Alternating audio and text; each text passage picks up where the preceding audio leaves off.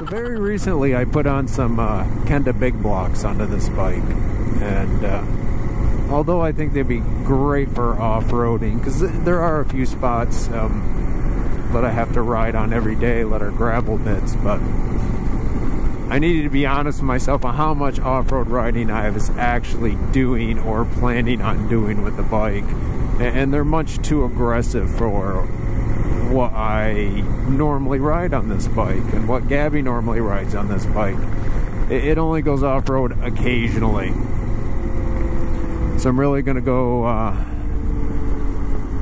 yeah, take them right back off again. Probably do it over this winter. Pick up something a little more commiserate to my riding style. So, yeah, but these ones, I'm sure a person that does truly 50-50 riding, where you really are doing an equal amount of off-roading as you do on the road, these tires are going to be great for them. You know, because what little I have gone off-road on this, they're great. And their on-road performance isn't terrible either. You know, I don't mind popping through a corner nice and quick on them. You feel stable, not as much as you do, as I did, rather, with the original tires that were on it, which were more of a true 50-50 tire, and even going the other way, closer to a, you know, an 80-20, 80 being the road bias, and you know, they were fine. I did off-roading with them. I did more off-roading with those tires than I have currently with the ones that are on this and that are on this now. And I don't know. I did fine on the other ones. I'm sure these ones will be better, but you know, I think that's what we as adventure riders need to keep in mind when we buy tires. Buy for what you actually ride.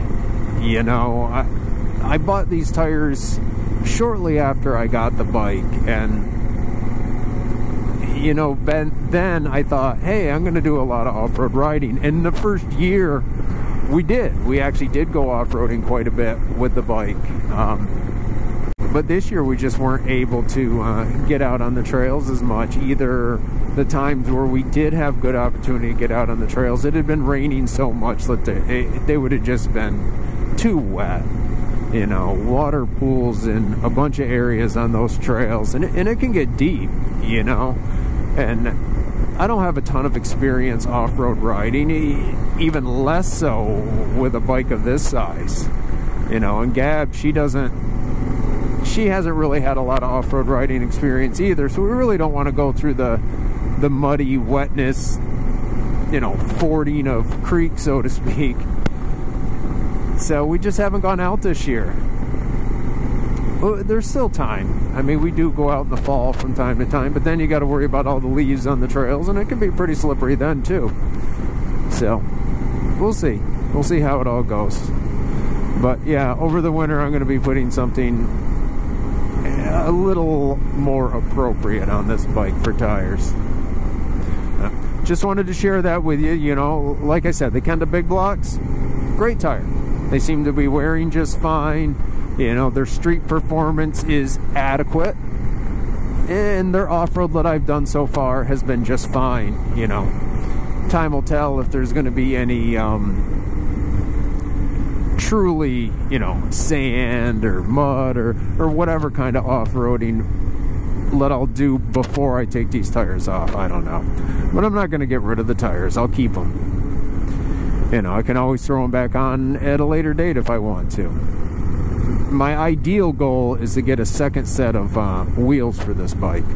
You know, hubs, sprockets, disc brakes, disc brake rotors. You know, the rotors for the rims, and then have a set of off-road tires on one, and have a set of on-road tires on the other rims. Ideally, but you know, we're talking quite a bit of money for full rims, 2 brake rotors on the front, a brake rotor and a sprocket on the back. Not a cheap endeavor.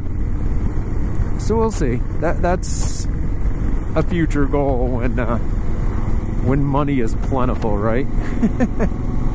Anyways, just a little thoughts on the tires that I put on the bike, and what I would do differently when it comes time to change them, which will probably be pretty soon.